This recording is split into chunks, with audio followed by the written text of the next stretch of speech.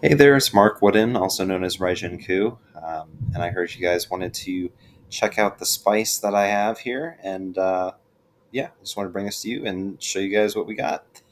So I'll just go through and kind of narrate as this is going on. If you have any questions or anything like that, please feel free to let me know in the comments afterwards.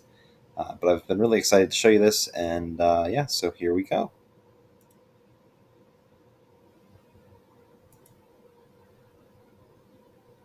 All right, so we're going to my Uber control list, um, and yeah.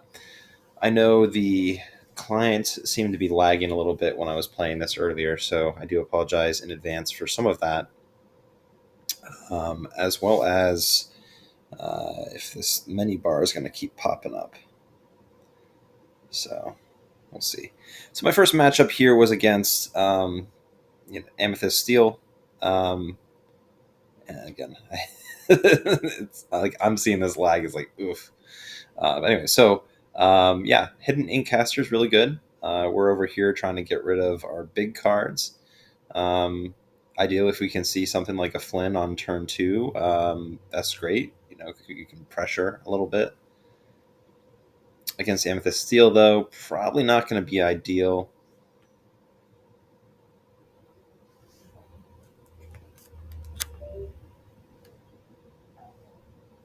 All right. So just waiting for them to make a play. They ink again Sid.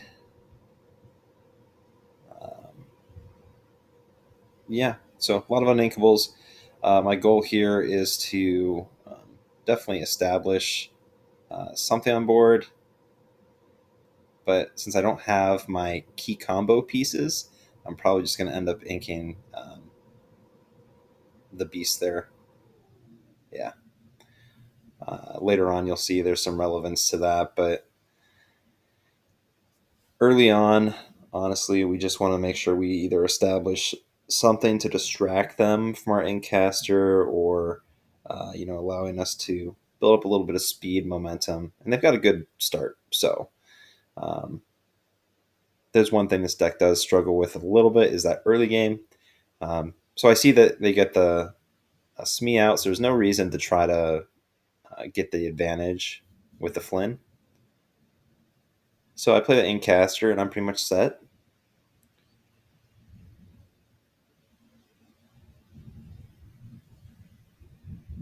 The Inca Goat, they're questing up here, getting ahead. At this point, going to 3 ink. Um, I think I considered playing the scroll, the contract, because Steel uses a ton of songs, but seeing as they only have 4 cards left in hand, doesn't really seem to be accomplishing much. Instead, I decided to ink the Brawl.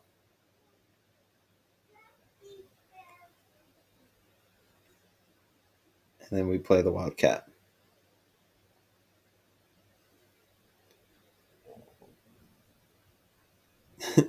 And this is the part where I get a little bit punished here. They end up playing Benja. They get rid of my item, and I'm like, oh, okay. Well, thankfully, I have a lot of inkable cards already in my hand, so we've already made it to the turn 4. So I'm like, okay, well, the Wildcat is at least holding off the Captain Hook right now. I decided to put the contract into the ink just because it's probably going to get hit again. They run item removal, so I'm just like, okay. Well, this leads me up to a nice turn 5 to take back the board state.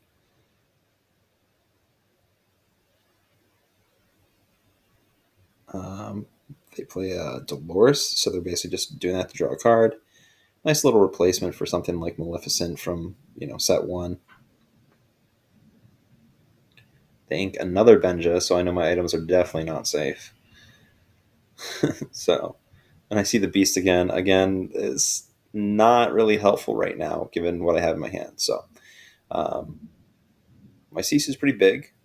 Right now, I'm just kind of considering how I want to do the trades, what I value more, in terms of trying to keep health up with my um, Maui versus my Sisu. or if I should bounce something. A lot of options here.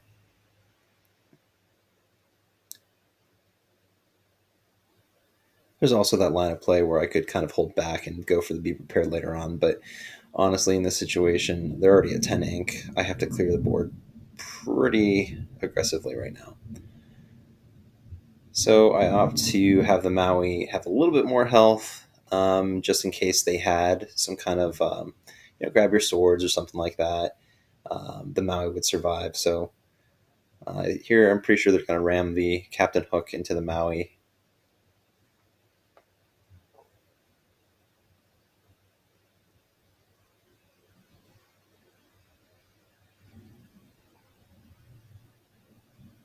Think another Yin Sid. And they decide just to go ahead and clear off the dragon instead of the evasive guy. They're probably not worried about it. Probably not running items. Wildcat's just going to go to ink. And from this point on, things go pretty well for me. Um,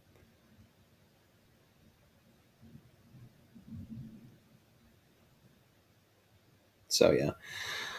The Madame Medusa really pushes things ahead. Because now, if they want to answer her, they're going to have to use another Zeus or something. And I'm okay with them getting rid of that for. Um, yeah, so they actually end up playing Yzma, which I feel like is a really bad move on their part. Giving me more options is never a good thing, unless they were trying to whole new world next turn or something like that. So I just go ahead and play the Tremaine, obviously get rid of the Yzma, and then kind of reestablish my board. And unless they do play something like a whole new world, I'm pretty much set.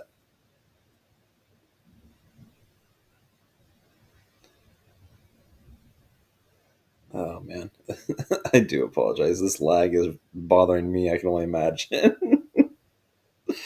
But hey, let's bear with us and kind of go from there. So here I'm just like, yeah, I'm just gonna quest. We'll play Bruno. Maybe we can sneak out the other card from their hand, but we end up hitting the same card. So it is what it is. We're not really worried. We have plenty of removal right now. We're just kind of sitting here waiting for our card draw. Which, by the way, there it is. um, yeah, it would have been super relevant if we had that beast earlier. So we just go ahead and quest. And I think this next turn I do a misplay. Instead of using, I think, a song with Hercules, I end up doing Medusa. So unfortunate, but resulted the same way. Just a little, maybe not as soon. But Lady Tremaine is super good. Just being able to take back things, and then I can go ahead and have cards sing it, put things back again, discard. Another Yzma. Yeah, I totally should have used Hercules there. It is what it is.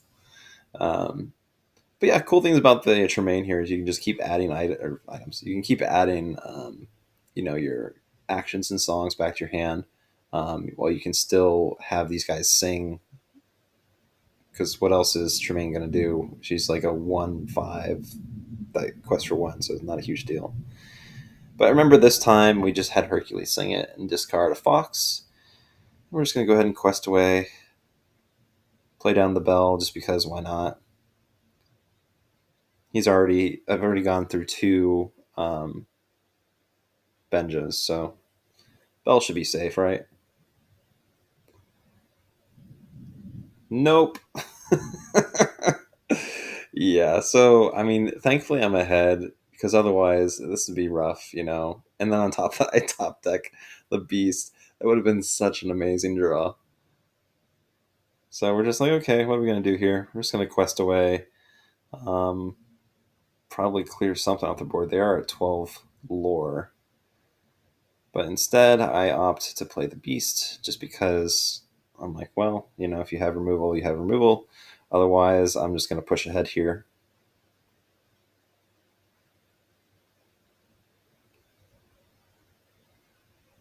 Both our guys are, too weak to really be doing anything to take out any one of my characters by themselves. So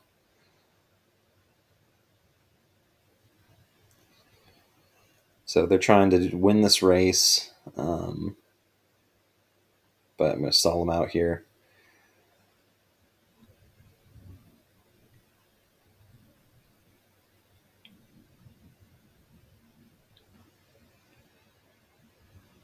So now we're going to go ahead and clear off the beast just because we don't need them drawing more cards, and of course, So this is their last turn, basically. They either have to answer my board or, we move on to the next game.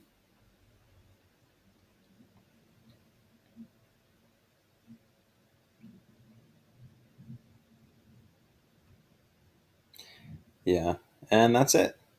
All right, so we got that first game here. We're going to move on to the next one.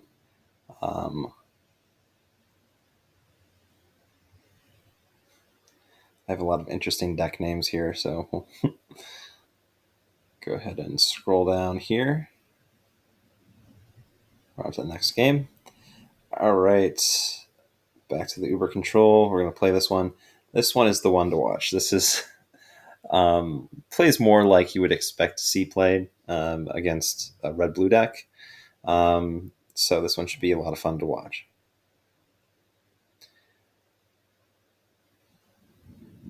Okay, so the scars really aren't going to be doing anything for me here for a while.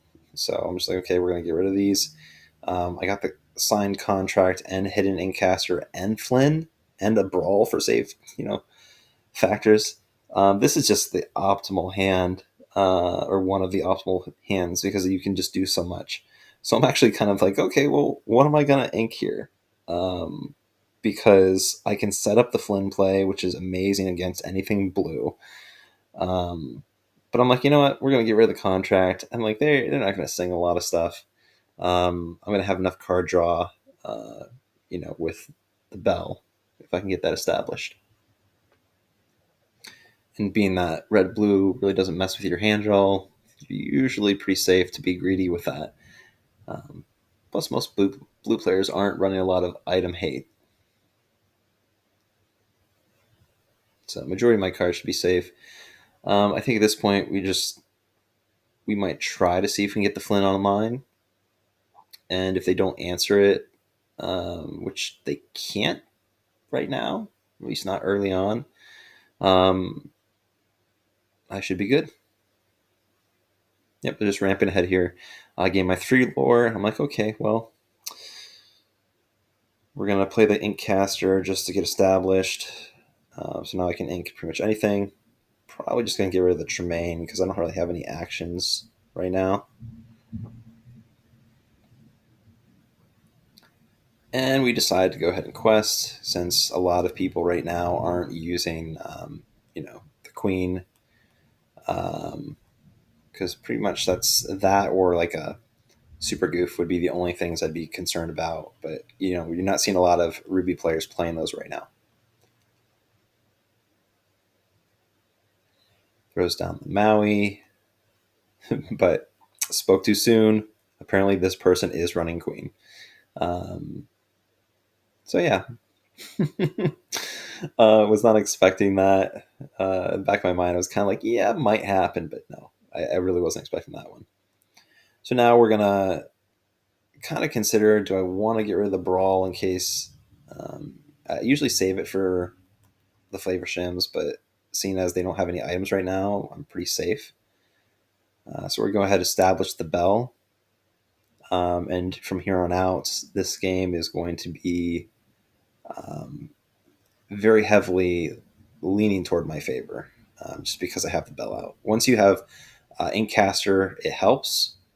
Once you have bell out, you're really good. As long as you can keep drawing into your injured characters, this is where things get nutty. So we're going to go ahead and just try this first. We'll play the Gothel.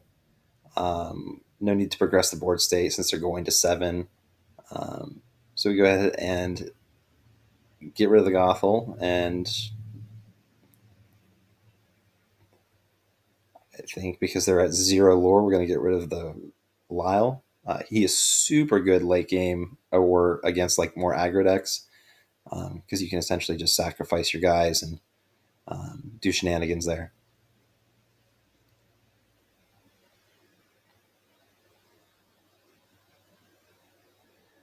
All right, so we're going to take a look at their hand. We see Be Prepared, a Hiram, and a Sisu. Um, I'm not expecting them to play the Hiram to blow up their unlucky dime, but it's definitely still a possibility. And if they do, I'm kind of okay with it. But right now, I'm just kind of considering because they're probably going to play the Sisu.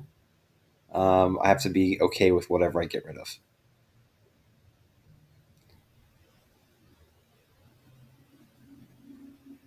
And we have no items or no actions or anything like that in our discard pile.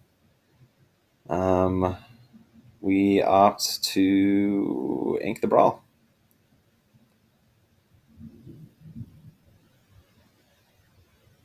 So, all right, they throw down a Maleficent, and I'm imagining we're going to drop the Sisu. Going to blow up the board here.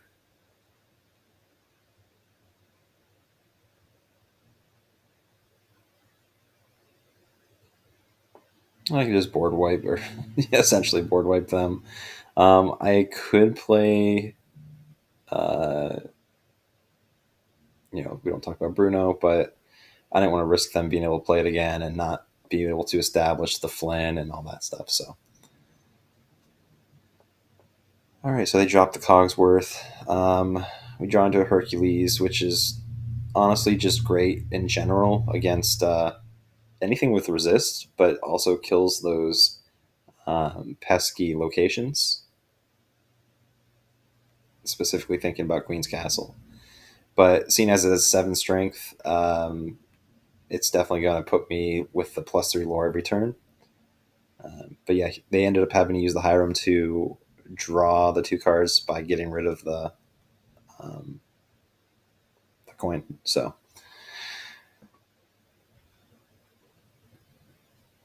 I think in this next point here, I'm thinking I'm gonna, I'm going to sing. We don't talk about Bruno to get rid of the Flavor Sham, and then we'll go ahead and play the Be King Undisputed to get rid of the warded character.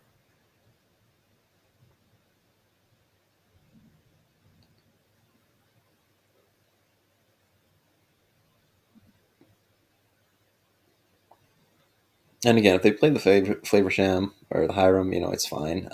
As of right now, they don't have any items. So, anyways, I opted not to quest there with the Flynn just because, yeah, I discarded a queen, but they'd probably still have something. Didn't matter anyways. Brawl, don't leave home without it, right?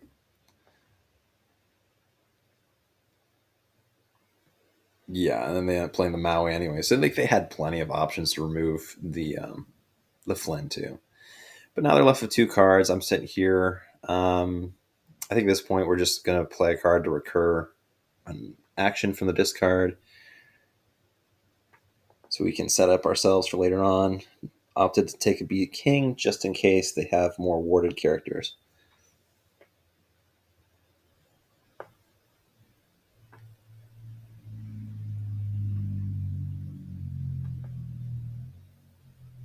Okay, so they decide to brawl, just get rid of the Tremaine. They play a Fishbone. Ironically, I draw into a Wildcat, so any items they play, if they don't have removal, are just going to be going away. Now, there was a glitch slash bug that would happen in Pixelborn. Uh, every time in the past I used Wildcat, I would go to use his effect, and if I had items, it would target my own items, so it felt super bad. So I always get a little wary about that whenever I go to actually use his effect. But they play the Hiram, and they draw a couple more cards, and I think they drop down another item, which I don't get why they did. Except if they know there's the bug with Wildcat. So I'm here like hovering over this and like, please don't destroy my item. Please don't destroy my item. So it was able to get rid of theirs. And yeah, so here again, we can do the same thing. They don't have an item right now, so okay. So I opt to go with B King, the BK Sacker, as I like to call it, just to make sure they don't have something out. And we just kind of pass to them. Unfortunately, we're kind of going into the long game here because we have the dinner bell, but we don't have any targets, and until we get one of those targets, this isn't gonna take off anytime soon. But speak of the devil, there you go. We're gonna just casually draw 4 cards.